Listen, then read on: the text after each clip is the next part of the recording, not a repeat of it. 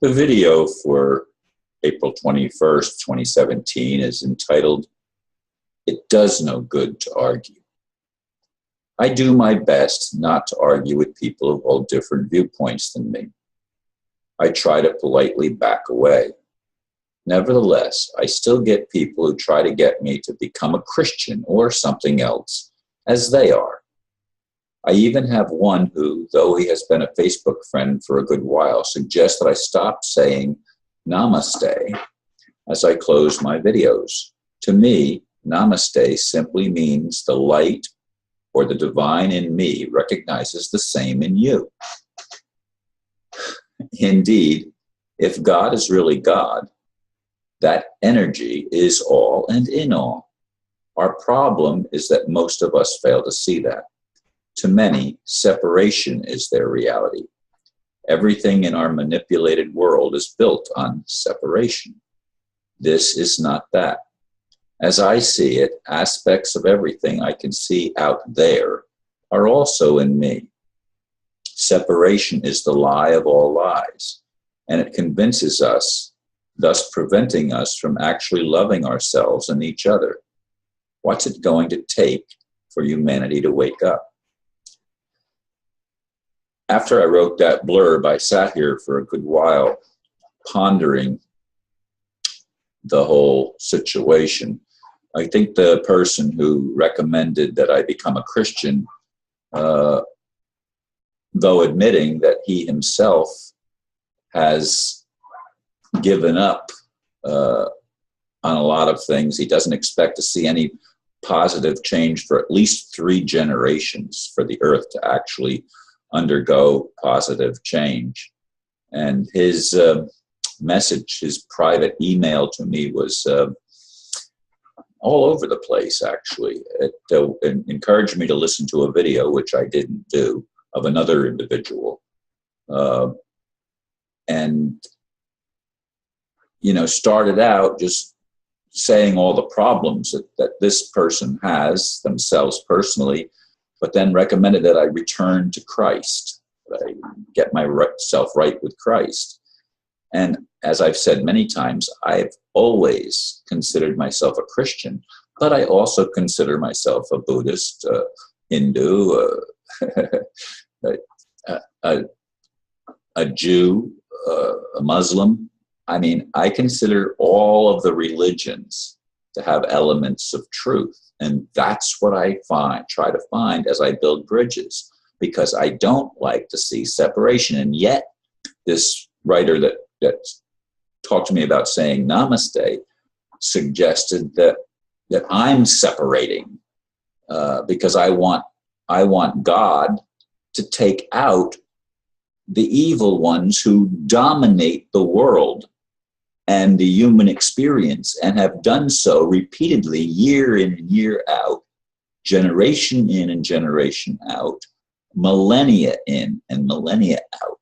I mean, it just keeps going on and on and on, and it's insane to me.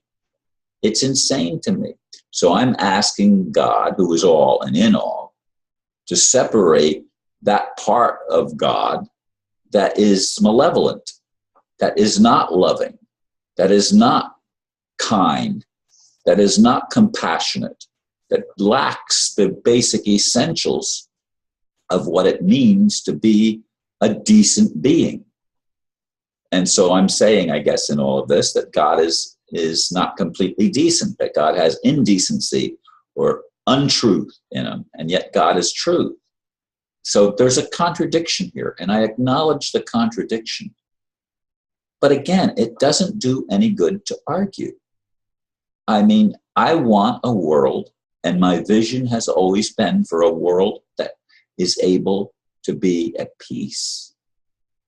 But how do you do that when you have people that claim to be in charge of the world, for whom peace is not profitable? And for them, profit is the only thing that matters. It's all about money. It's all about the illusion of wealth.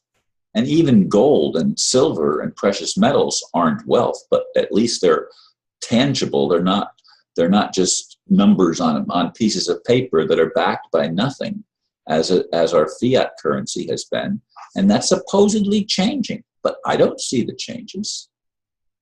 And I want to see a world where we can actually get to the place where we love one another. But it's really hard to do that when we've been brainwashed and cajoled, and when we think that what we've been told is reality is actually real. Yeah, it's an illusion, but it's the illusion we've had to deal with lifetime after lifetime. And I'm tired, folks. I'm tired of a world that maybe there's some individuals that are able to reach a higher level or whatever. But I want to see the entire creation resolved and come into I don't even know what word to use, but I want to see creation put on a path that leads to our fulfillment, not our destruction. We've lived with the destruction thing again and again and again. We've repeat. That's what reincarnation is. It's repeating it. And again, reincarnation is in the Bible. For those of you that don't understand that, who do men say that I am? Well, they obviously believe in the Bible, and Jesus didn't correct them on that point. It stood. And of course it stands, because we are in recycling our lives over and over again with different identities to learn different things, apparently. I mean, I don't know, but I still see that the ultimate creator has to be involved in all of it, whether I like it or not. And I don't like it.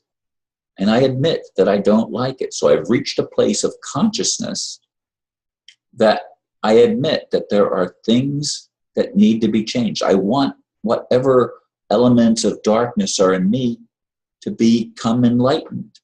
I don't want to dwell in darkness. I don't want to dwell in ignorance. I don't want to dwell in false belief systems that have been presented to me or superimposed upon me. I want to reach a place where we can cooperate, not compete, where we can actually and demonstrably show that we care about others and not just ourselves. I want that for all of us, folks. I want it for you. I want it for the people that try to correct me and try to put me into their box because that's where they're comfortable. And I'm not going to argue with you. If you're comfortable in your box, be comfortable in it. But I would like to see an awakening. I'd like to see the Creator turn the tide and actually start letting us experience the other side of the thing, the blessings instead of the curse. And that does not seem to be happening, at least not that I can see. I just spent some time yesterday with the minister of the Methodist Church, and he's a wonderful man, wonderful man. But again, he wants to keep the separation, and that's the problem. And the 501c3 enhances the excuse for keeping the separation. Well, we'll lose our tax exemption if we allow an exchange of ideas. And yet an exchange of ideas is how we're going to be ultimately liberated, I think. We have to be able to see ourselves as others see us and see others as we would want them to see us. We have to get back to loving. It's pure and simple, but obviously it's not so simple or we would have done it, right? Well, it's not simple if we could keep believing the lies. Anyway, it does no good to argue, and I wish you would just consider what I'm saying. Thank you, and namaste.